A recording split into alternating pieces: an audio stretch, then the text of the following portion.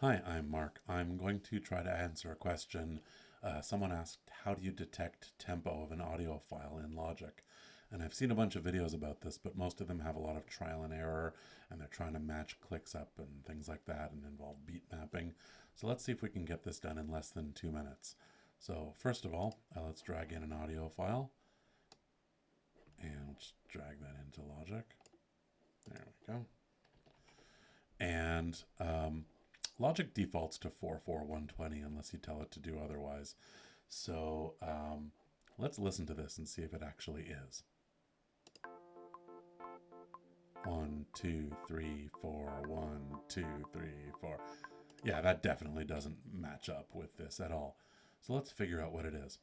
So the first thing we're going to need to do is, instead of keep tempo, we're going to set smart tempo to adapt. We're going to adapt the tempo in Logic. And now we're going to double click. And all of a sudden, it's done a few things. It's saying 6/8. Let's just double check. Sometimes I like to say analyze again. And now what it's done is it says, oh, right up here, 6/8, and it's changed my tempo to 93. See, Logic is pretty smart, or logical, you might say. It's noticing that I went loud, soft, soft, loud, soft, soft. These are called my transients. So in 6/8, the music goes 1, 2, 3, 4, 5, 6. Let's have a listen.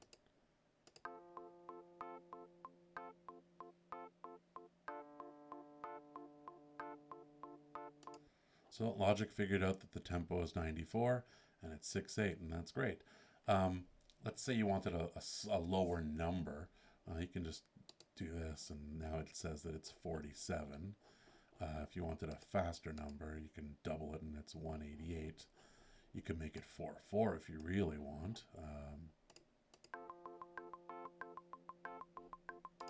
I'd probably want to go halftime on something like that though. But I think 6/8 it got it right the first time. So that's it. That's how you find tempo in Logic. If you have any questions, please email and ask. Thanks. Bye bye.